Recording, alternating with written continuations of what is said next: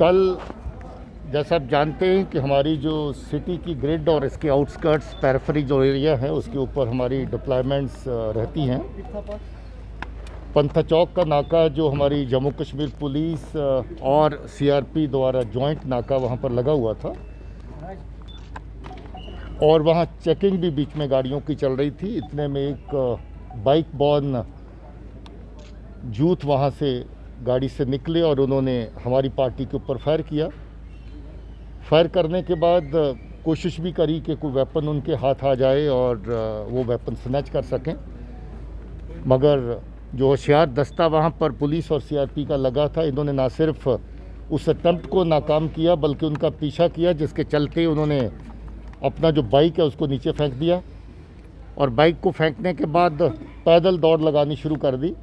उस दौड़ के दौरान हमारी पार्टी ने ज़बरदस्त तरीके से उनको चेज़ किया और चेज़ करते वहाँ तक ले गए जहाँ जाकर के उन्होंने छुपने का ठिकाना ढूंढा। धोबी मोहल्ला पंथा चौक में हमारी तमाम पार्टियां, वैली की केओटी, हमारी एसओजी की टीम, सीनियर ऑफिसर्स मौके पर पहुंच गए और उन्होंने ऑपरेशन जो है उसको सुपरवाइज़ किया। थोड़े ही अरसे के बाद जब तलाशी एरिया की शुरू हुई तो फायरिंग शुरू हो गई। फायरिंग का जवाब दिया जिसमें एक मिलिटेंट पहले मारा गया। फायरिंग चलती रही और हमारी जो लीड टीम है एसओजी की, उसके बहादुर जांबाक हुए जो हमारे एएसआई हैं बाबूराम जी, ये बहुत बहादुर हमारी एसओजी टीम के साथी थे जो बड़े लंबे अरसे से ऑपरेशंस में काम करते थे और हम अपने बहादुर जवान को श्रद्धांजलि पेश करते हैं तमाम फोर्सेस की तरफ से, जम्मू कश्मीर पुलिस की तरफ से। ये ऑपरेशन अर्ली मॉर्निंग तक चलता रहा और रात तक सीनियर ऑफिसर इस ऑपरेशन को फिजिकली मॉनिटर करते रहे। तमाम फोर्सेस के सीनियर अफसर मौके पर खुद तैनात रहे। अर्ली मॉर्निंग जब जो ऑपरेशन कंक्लूड हुआ, हमने फिर बार एक कोशिश करी जैसे हर बार करते हैं कि जो बाकी बचा हुआ एक आतंकी था उसको सरेंडर करने का मौका दिया जाए। उसके घर वालों को पामपुर के एरिया से बुलाया गया, उनसे अपील करवाई गई, मौका दिया गया कि इसके बावजूद कि हमने अपना एक साथी खोया था, इसके बावजूद हमने ये कोशिश करी कि वो अगर सरेंडर करना चाहे तो उसको सरेंडर करने का मौका दिया जाए। मगर उस वक्त जब ये ऑफ़र दे रहे थे दोबारा फायरिंग शुरू हो गई और उस फायरिंग के दौरान फिर जो दूसरा और तीसरा आतंकी वो भी मारे गए। तीनों आतंकी लश्कर तौबा से वाबस्ता हैं और उनमें से एक पुराना है, कमांडर है उनका, जो काफ़ी लंबे अरसे से आतंकी कार्रवाइयों में शामिल है। बहुत सारा आतंकी क्राइम जो है उसके खाते में है और मैं समझता हूँ कि जहाँ अलर्ट फोर्सेस ने, जो हमारी डिप्लॉयमेंट्स ने एक हादसा जो है उसको बचाया है, इसके साथ साथ एक कामयाब ऑपरेशन भी किया है। सर कोई आइडेंटिफिकेशन हुई है और रिकवरीज क्या क्या है? आइडेंटिफिकेशंस का हम सिलसिला बाद में शेयर करेंगे, that is all part of our this thing. कुछ इन्वेस्टिगेशन हुई, उसमें आइडेंटिफिकेशन हुई है, अभी हम इस स्टेज पे शेयर नहीं करना चाहेंगे। सर ये कब से बाबूराम सर ये काफ़ी लंबा अरसा से एक्टिव था। इसमें जो मेन कमांडर है उसको तो 1.5 साल हो गया है, 1.5 साल से वो एक्टिव था। बाकी 2 लड़कों का बाकी डिटेल जो है वो सब्सिक्वेंटली शेयर करेंगे। रिकवरी जो आर्म्स एंड एम्युनिशन होते हैं, AK-47 पिस्टल और रिकवरी हुई है उसकी। सर बाबूराम सर जिसमें 2 IRP के जवान शहीद हो गए, क्या इनकी इन्वॉल्वमेंट उनमें थी?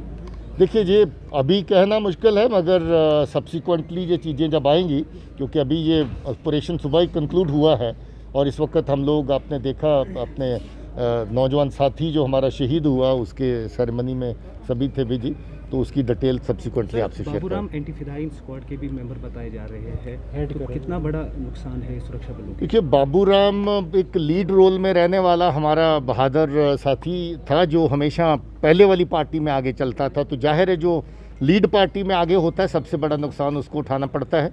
हमारी सीआरपी की केओटी रहती है, वो भी आगे चलती लीड रोल में रहती है। हमारा जो एसओजी की टीम रहती है उसमें भी एक लीड रोल में साथी चलता है। तो बाबूराम उस लीड रोल में था, उसमें बहुत बहादुरी से इस ऑपरेशन को अंजाम देते हुए अपनी जान की शहादत दी है। हमारी उनके परिवार के साथ भी हर तरीके से हमदर्दियाँ हैं और जो हमारा साथी शहीद हुआ है हम सब उसको नमन भी करते हैं, उनको श्रद्धांजलि पेश करते हैं। सक्सेसफुल वीक रहा है सिक्योरिटी फोर्सेस के लिए ये लगभग हफ्ता जिसमें काफ़ी कामयाब ऑपरेशन हुए हैं। शोपियां का ऑपरेशन जिसमें 4 दहशतगर्द मारे गए, बहुत बड़े दर्जे का दहशतगर्द उसमें भी शामिल था, जो पंच सरपंच लोगों की किलिंग, सिविलियंस की किलिंग और हमारे जो और साथी हैं फोर्सेस की उनकी किलिंग में शामिल था, आर्मी के टीए जवान की किलिंग में शामिल था। कल का भी जो एनकाउंटर पुलवामा में हुआ उसमें भी जो हेड कांस्टेबल अनूप सिंह को प्रिचू में जब बम्बुश हुआ था उसमें मारा था, हमारे नाका पार्टी पे वहाँ भी फायर हुआ था, वो उसमें शामिल था। उसके अलावा पंच के केस में जो पंच खुन्मू का रहने वाला था जिसको किडनैप करके मारा गया उसमें उसका शमूलियत थी। उसके अलावा ग्रेनेड अटैक्स में शामिल थे। ये काफ़ी बड़े ऑपरेशन जो इस हफ्ते के अंदर हुए हैं और मैं इसके लिए सब फोर्सेस को जो मिलके काम कर रही हैं उनको कम्प्लीमेंट सर करना एक चाहता आखिरी हूँ। क्वेश्चन, यूथ फिर से रिक्रूटमेंट की तरफ देखने को मिल रहा है। साउथ कश्मीर में काफ़ी यूथ रिक्रूटमेंट की तरफ नहीं जा रहे हैं, यूथ को रिक्रूटमेंट की तरफ खींचा जा रहा है। पाकिस्तान के जो एजेंसियां हैं, जो ISI की तरफ से अलग अलग तरह के जो प्रेशर अपने कमांडर्स के ऊपर बिल्ड किए जा रहे हैं, ख़ासतौर पे जैश के ऊपर, फॉरेन टेररिस्ट के ऊपर बड़ा प्रेशर है। एक नई तंजीम अल-बदर को फिर से जिंदा करने की इनकी कोशिश है, मगर परसों अल-बदर के 5 आदमी जो तैयार हुए थे 5 के 5 मारे गए। उसके बाद आगे की कार्रवाई फिर जारी है, मगर ये अल-बदर को फिर से जिंदा करने की पाकिस्तान की तरफ से डायरेक्शन है, उसी दिशा में जो रिक्रूटमेंट का सिलसिला चल रहा है। मगर अगर मान लीजिए कि जो वहाँ पर मारा गया शकूर परे, उसने 12 लड़के ज्वाइन करवाए थे, 12 में से 4 लोग मारे गए उसके साथ एनकाउंटर में, 2 लोग घर वापस लौट आए हैं पुलिस की और उनके घर वालों की मेहनत का सदका, और उसमें 6 लोग अभी भी एक्टिव है। जहाँ ज्वाइन करने का सिलसिला है वहाँ ज्वाइन करने के साथ साथ कुछ लोग वापस भी लौट रहे हैं, वो एक अच्छी बात है।